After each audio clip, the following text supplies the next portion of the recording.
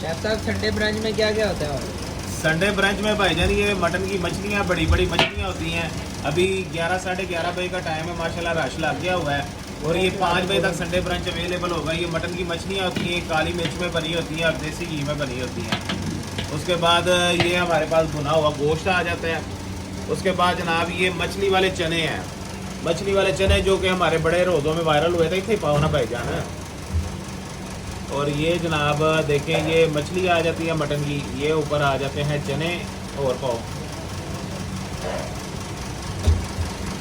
और इसके ऊपर आ जाता है फिर जनाब ये देसी घी, ये देखें जनाब। और इसके ऊपर फिर आ जाती है जनाब सब्ज़ मिर्चें। और ये पाकिस्तान के सबसे महंगे चने मशहूर हैं जनाब, लेकिन ये है महंगे क्यों है कि इसमें जनाब ये आधा किलो का मछली का पीस होता है, ये देखें आप।